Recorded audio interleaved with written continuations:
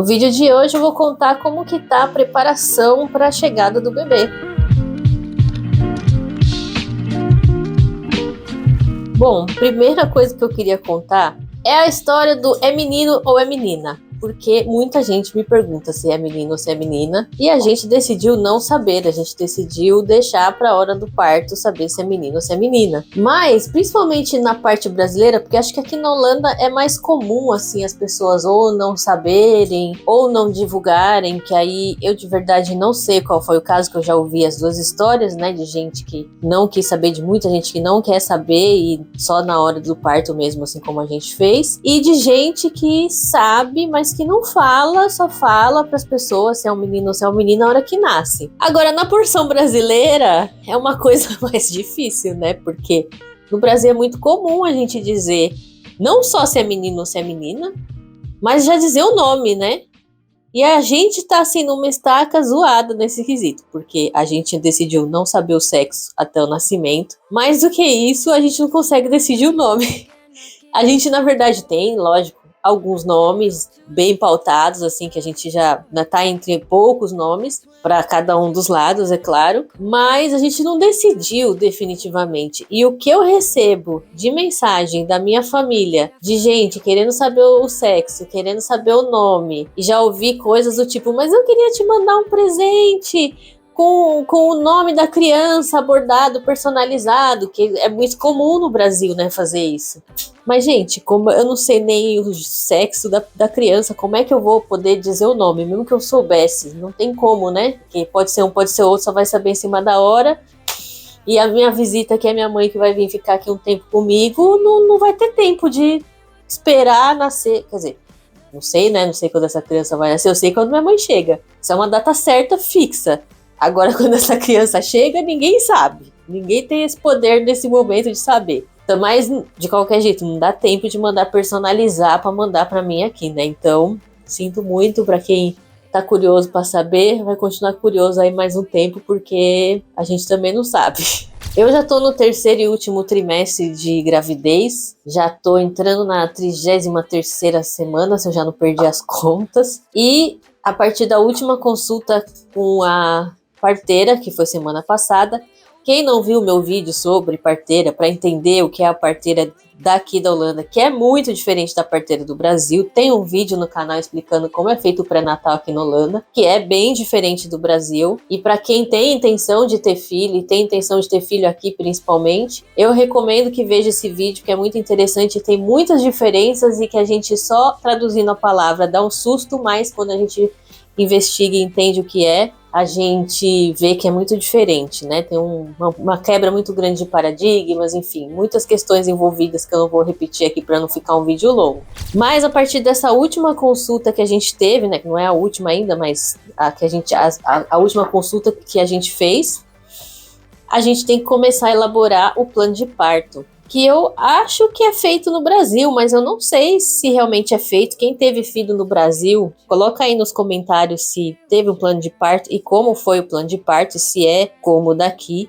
Então, para mim, elas me deram um formulário que na próxima consulta, que é daqui umas 2 semanas, eu tenho que levar esse formulário pronto e as ideias, pelo menos, né, do que eu quero, do que eu não quero, até, pelo que eu entendi, no plano de parto, para elas colocarem no sistema, porque eu faço as minhas consultas do pré-natal normalmente com a mesma pessoa. Teve só uma consulta que foi com outra pessoa porque ela estava de férias, mas na hora do parto pode ser que seja ela, a preferência sempre vai ser para que seja ela, essa mesma pessoa que me acompanhou, mas pode ser que ela não esteja de plantão, pode ser que ela não esteja disponível, então elas se organizam de uma maneira que todo mundo sabe o que está acontecendo, né? Todas as parteiras da empresa, né, dessa clínica de parteiras, elas têm acesso ao meu perfil e sabem tudo que aconteceu comigo, todo o meu histórico e o plano de parto que eu tenho que preencher. Assim elas podem me atender e da maneira como foi combinado, pelo menos o que dá para ser combinado, porque também não, né? Eu acho que essa é a experiência maior acho que de ser mãe, mas, né, já começa na gravidez, que é você experimentar o não controle, que você não tem controle de nada. Não tem controle de quase nada, vamos dizer, né? De nada também é um pouco de exagero, mas a gente percebe o quanto a gente não tá em controle de praticamente nada na nossa vida, né? Mas enfim. O plano de parto que elas me deram tem os meus dados, tem uma questão importante aqui que está escrito Spoken Language, porque ela me deu um formulário em inglês. Embora a gente faça tudo em holandês, e é esse meu ponto, qual a língua que eu quero falar na hora do parto?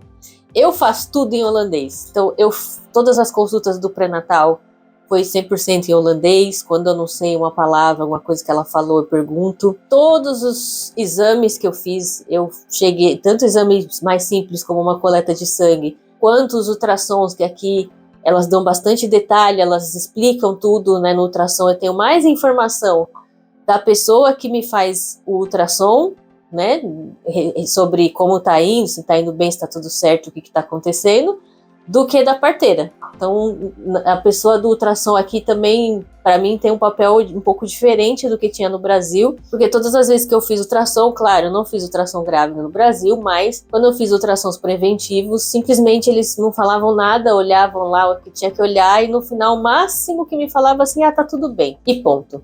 Aqui não, aqui ela o tempo inteiro conversando, explicando o que significa, o que é isso, o que é aquilo. No último ultrassom que a gente fez, também foi semana passada, ela já conseguiu ver cabelo no bebê. E ela até mostrou pra gente, isso aqui é uma coisa muito louca, esse negócio de ultrassom, né? Porque é um monte de borrão. Algumas coisas, a maioria das coisas, conforme ela mostra, que nem a história do cabelo, ela falou, tá vendo esse risquinho branco? Tá vendo que tem uns risquinhos assim, bem pequenininhos? Isso é cabelo. Aí você olha e fala, ok. Mas, por exemplo, ela deu uma fotinho pra gente que ela falou assim, o bebê tá olhando pra você. Eu não consegui nem na hora que ela mostrou que o bebê como se estivesse encarando a gente. E nem agora eu olho essa foto e não consigo ver nada. Não consigo nem ver o olho, não consigo ver nada. É um monte de borrão pra mim, né? Mas a maioria dos ultrassons eu consigo entender mais ou menos o que é, né? Enfim. Mas voltando ao que eu tava falando da língua, embora eu faça tudo em holandês, até os cursos que eu fiz, as noites de informação, os cursos de grávida, tudo eu fiz em holandês. Mas na hora do parto, que é a hora que o bicho vai pegar feio, que eu vou estar morrendo de dor, né? Considerando que eu tenho um parto normal. E principalmente que eu vou estar nervosa num nível que eu nem sei que nível de nervosismo que eu vou estar, que eu vou tentar me acalmar, claro, mas vou conseguir? Não sei, não saberemos, só saberemos na hora. Vocês acham que eu vou conseguir ficar pensando em holandês? Acho que até em inglês, que eu não penso mais para falar inglês, eu já tô num nível que eu consigo falar sem pensar, sem traduzir na minha cabeça, já vai ser difícil. E holandês vai ser impraticável, né? Então, Spoken Language, sinto muito, fizemos tudo até aqui, até o final, quase final em holandês, mas na hora do parto, na hora do aperto, vai ter que ser inglês, porque não tem como, senão não vai ser português, porque ninguém fala português. De outro jeito ia ser português, mas enfim. Vamos com o melhor que a gente pode. Onde você quer ter o parto? Então, eu decidi que eu não quero ter em casa, na verdade. Fiz o curso lá de grávida e entendi que parte do processo de qualquer jeito acontece em casa. Você só vai para o hospital a partir de um certo momento do processo de parto. Mas eu prefiro ter no hospital porque também acho que se acontecer qualquer coisa, assim, se algo não der certo a partir de tal momento, pelo menos eu não tenho o estresse de ter que sair de casa no meio do negócio, ir de ambulância para o hospital, não sei o que. Acho que é melhor já estar lá, e o que tiver que acontecer, acontece lá.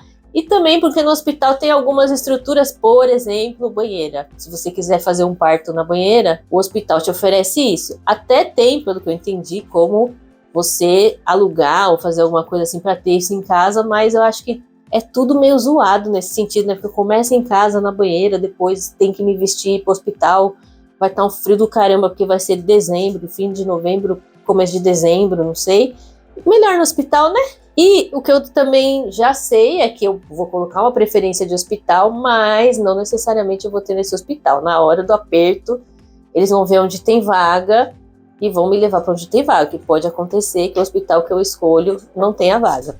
Aí aqui tem uma explicação do que eles chamam de Golden Hour, que é quando, assim que o bebê nasce, né, eles vão dar o bebê para você e você vai ficar com o bebê no colo, inclusive, enquanto o resto das coisas acontecem, enquanto você vai parir a placenta, enquanto, se for necessário dar algum ponto, enquanto eles estão dando ponto. E aí você tem que decidir quem que você quer que corte o cordão umbilical do bebê, por exemplo. E aqui uma coisa muito interessante, que é qual o tipo de amamentação que você planeja para o seu filho, que é amamentar no peito, ou amamentar com a mamadeira. E isso foi uma coisa muito interessante, porque teve uma noite de informação, que essa clínica onde eu faço o acompanhamento do pré-natal tem várias noites de informação que são muito úteis, são muito interessantes. E a última foi justamente sobre o que eles chamam de cram tide, que é o pós-parto, mas assim, esse período imediato, assim que o bebê saiu para frente, e a amamentação. E na parte de amamentação, ela começou falando da amamentação com a mamadeira. E ela começou com um discurso que eu achei muito interessante, que é assim, é uma decisão particular da mulher sobre amamentar no peito ou dar mamadeira. E vocês não têm que se sentir culpadas se vocês acharem que amamentar no peito não é para vocês e que isso não se adequa por qualquer motivo que seja a sua vida e que você quer dar mamadeira para o bebê. É uma decisão particular, amamentar é um trabalho extensivo, intensivo, cansativo, então vocês também têm que estar bem com vocês mesmas para fazerem isso. E para mim foi muito interessante ela ter começado, inclusive, à noite com esse assunto e desta maneira, porque até então, de tudo que eu sempre ouvi, sempre se fala de amamentar no peito, é uma coisa normal, todo mundo tem que amamentar no peito, tem que ser assim.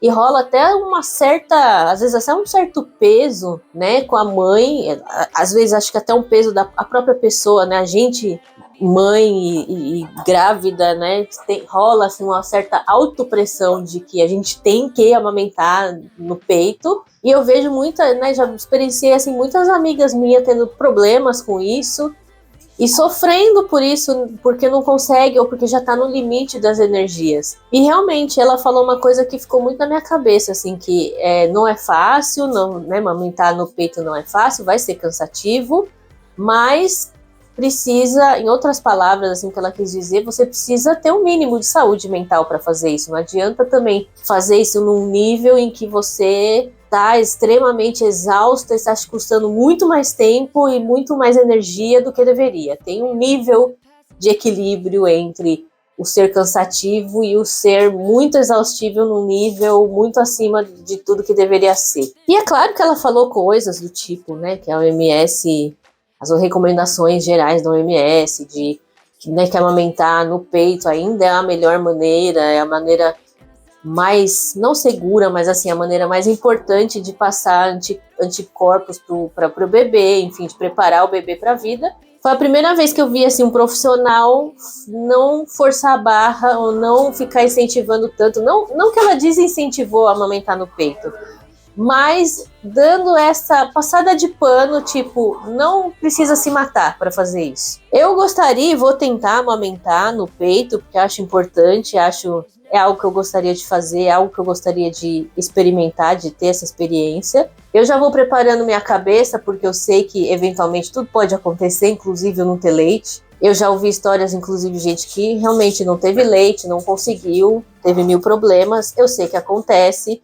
Como eu disse, nada está no nosso controle, mas eu gostaria de tentar de passar por essa experiência, mas foi muito legal ter ouvido isso para eu também ficar esperta com tudo isso, né? Conforme talvez comece e depois vire um peso, eu não sei. A gente tem que ir vivendo as coisas e decidindo, mas foi muito interessante ter ouvido isso. Tem aqui preferências, então, por exemplo, se você quer uma playlist tocando música, se você quer aromaterapia, se você quer deixar velas, não sei, preferências que você possa escolher. Outra coisa que eu achei interessante é que pergunta quais são as suas expectativas, né, as coisas que você está esperando mais, tipo, de uma maneira positiva, e o que você está apreensivo, que é uma maneira delas se prepararem para dar um apoio psicológico pra gente, né, principalmente nas coisas que a gente eventualmente está bastante apreensiva. Isso eu achei muito interessante. E aí tem umas dicas, né, como tudo de holandês, né? Então tem a moeda, deixar no carro a moeda de 2 euros por causa da cadeira de roda, porque precisa usar. Acho que eu até já falei isso em outro vídeo, que você, para pegar uma cadeira de roda emprestada no hospital, você precisa pôr uma moeda de 2 euros e quando você devolve, você pega a moeda de volta. A gente já tem essa moeda. No caso aqui, eles falam para arranjar alguém para cuidar do seu outro filho, né? Quem já tem outro filho, ter alguém que, tipo, meio que de plantão, né? Na expectativa, porque como pode acontecer a qualquer momento, ter alguém de sobreaviso para cuidar da outra criança, né? que não é o nosso caso, que a gente vai ter. Na verdade, eu preciso de alguém de sobreaviso, talvez, para cuidar dos meus cachorros, né? Porque sei lá quanto tempo demora tudo isso. Eles falam aqui para trazer comida, não é comida, na verdade, trazer uns snacks, né? Trazer coisas de perfume. Eu tô tendo dificuldades técnicas nesse vídeo, vou explicar por quê. Vem aqui. Porque eu tenho 2 cachorros que não param de se agarrar. E eles ficam fazendo barulho e causando. Então agora vai aparecer no vídeo. Por quê? Porque aí ele fica quieto, ele vai ficar com essa cara de violeta arrependida, o Teodoro, né? E você tá se atracando com o beijo, fazendo barulho e me desconcentrando. Outra coisa que tá aqui na lista, que é pra levar as coisas pro seu parceiro, né? Então tem que levar na sua mala de hospital, embora a gente talvez fique muito pouco no hospital, mas como nunca se sabe exatamente o que vai acontecer, então eles falam para levar coisas de banho, né? Levar um pijama, levar roupa íntima para o seu parceiro, porque pode acontecer de ter alguma complicação e ter que dormir no hospital. E nesse caso o parceiro pode dormir no hospital comigo, né? No caso, meu marido. Mas preventivamente você tem que levar sempre uma mudinha de roupa, um pijama, uma roupa íntima, as coisas de banho, para caso aconteça de você ficar no hospital. E por fim fala para se preparar para o pós-parto, né? Que na verdade se preparar psicologicamente, mas também preparar o Cramzor. Tem um vídeo no canal sobre o Cramzor, como funciona, para que serve, o que é, principalmente porque é uma coisa que não tem no Brasil, mas para você se preparar para isso. E é isso, e basicamente assim, agora tem que fazer esse plano de parto para levar lá na próxima consulta. O quarto que eu estou gravando aqui, do quarto do bebê, já está praticamente pronto. Tem uma gaveta que está danificada, que eu estou esperando a loja trocar. Como vocês já estão vendo aqui, ó, já tem até umas decorações. Eu queria dar um destaque para uma coisa que é muito linda, que é esse livrinho aqui que eu comprei de uma brasileira, que chama Lá no Brasil, que é um livrinho que fala sobre quem... É um livrinho que eu vou querer ler para o bebê, né? Que fala um pouco do Brasil, num contexto de alguém que não mora mais no Brasil. E foi muito lindo esse livro. O nome da autora é Luciana Gomide. Eu vou deixar nos comentários o Instagram dela. Ela tem, acho que está escrevendo inclusive outros livrinhos. E eu até chorei quando eu recebi esse livro. Então, posso culpar a gravidez? Posso culpar a gravidez. Mas também é saudade, né, gente? Vamos combinar. Tem uns livrinhos em holandês. Pedi para, né, minha mãe trazer uns outros livros em português, porque essa criança vai ter que aprender português, sinto muito. Nem tudo está no controle, mas algumas coisas vai ter que estar no controle. Expectativas de mãe, né? Posso criar todas as expectativas que eu quiser, deixa depois a criança quebrar as minhas expectativas. Não vejo a hora de entrar na minha licença maternidade, porque não aguento mais pedalar pro trabalho, estou cansada. Assim, ainda não tá sendo pesado a história do pedalar em si, a parte física. O que tá me cansando é a rotina, principalmente que nem essa semana. Essa semana eu tô desanimada 1500% para pedalar. Por quê? Porque tá um frio do caramba. No final da semana, na sexta-feira, tem uma previsão de fazer 2 graus. A gente tá no outono e esse São Pedro daqui tem a ousadia de reduzir a temperatura a 2 graus, pleno outono. É muito sem vergonha esse São Pedro daqui, eu não sei o que ele tem na cabeça. Acabando com a grávida. Quer dizer, no final, talvez eu desista de pedalar, que a minha meta era pedalar até o último dia, que é na primeira semana de novembro. Talvez eu desista de pedalar, não pela parte física, mas pelo clima, porque sexta-feira vai estar 2 graus com chuva, além de tudo, né? Como é que a grávida vai pedalando pro trabalho nessas condições climáticas? Não tem como, né, gente? Mas de resto, fisicamente, eu tô bem, tô pedalando pra tudo quanto é lado até então, enquanto não estiver chovendo loucamente, ou não tiver um vento desgramado. É o dia que tá ventando muito, meu marido me leva pro trabalho, porque, né, pra evitar o risco de eu tomar um tombo, alguma coisa. E é isso, não vejo a hora, honestamente, não vejo a hora de entrar de licença maternidade e ficar de barriga pra cima. E é isso, gente, mais ou menos assim como estão as coisas no momento, né? Já comprei bastante roupinhas, assim, principalmente para os bem primeiros meses, porque não tenho noção de quanto que a criança vai crescer, não tenho noção de que tamanho que vai nascer, não tenho noção de nada. Tenho conforme manda o meu direito de mãe de primeira viagem. Fralda, comprei fralda para os primeiros dias, assim, porque comprei de algumas marcas diferentes também para testar, porque tem que testar. E depois vou comprando mais. Tem o meu chá de bebê que vai ser no final do mês. E eu tô super ansiosa porque de início eu vou contar uma coisa que eu não contei assim pra ninguém. Absolutamente ninguém. Mas que já aconteceu uma outra vez e quase aconteceu agora com o chá de bebê. É que assim, quando eu fazia uma festa no Brasil, eu adoro dar festa, eu tinha que fazer a lista de quem eu queria chamar e tinha sempre que cortar gente, porque não cabia gente, não tinha dinheiro pra fazer uma festa, alugar um puta salão, fazer uma puta festa, então fazia o quê? No salão de prédio do condomínio, coisas do tipo em casa. Então eu sempre que tinha que fazer uma lista de presentes e tinha que cortar um monte de gente com dor no coração, né, que eu queria convidar. E aqui é o inverso, eu vou fazer lista e, tipo, quem eu chamo? Tipo, eu tenho amizades, boas amizades, mas principalmente pro chá de bebê, eu não sabia nem o que esperar, porque o aniversário é um pouco diferente, né? Agora, um chá de bebê, eu fico com medo, assim, das pessoas acharem que, tá chamando porque ela quer ganhar presente, não sei o quê. Eu, na verdade, só me entrosei de fazer chá de bebê porque 2 amigas me ligaram e falaram: não queremos nem saber, a gente vai fazer o seu chá de bebê, a gente vai organizar. E de início eu fiquei um pouco meio desanimada, assim, porque eu falei: nossa, né, quem eu vou convidar? E por fim juntou uma galera, assim, bacana, não muita gente, mas pessoas que eu gosto muito. Não sei nada sobre o chá de bebê porque elas estão organizando, é tudo surpresa. Quem sabe volto aqui, quem sabe não, volto aqui mais tarde, outro dia, depois que tiver rolado. Não pode estar atacando meu microfone de novo. Você colabora, por favor. Volto depois para contar como foi esse chá de bebê, depois que tiver acontecido, claro. Mas eu fiquei super animada e estou feliz que vou ter um chá de bebê. Acho que vai ser um dia bem bacana, bem divertido. E até uma amiga no Brasil calhou, de uma amiga do Brasil que vai vir para cá, né, pra Europa e vai vir me visitar. Vai estar aqui pro chá de bebê, então tô super animada também com isso. Depois eu conto como foi, porque acho que vai ser um misto de Brasil e vai ser o chá de bebê mais internacional que vocês já viram nessa vida, porque tem de tudo. Tem brasileiro, tem holandês, tem russo, tem polonês, tem tudo. tem mulher de tudo que é nacionalidade. Não sei que língua que a gente vai falar, mas enfim, tô curiosa para ver como vai ser essa história.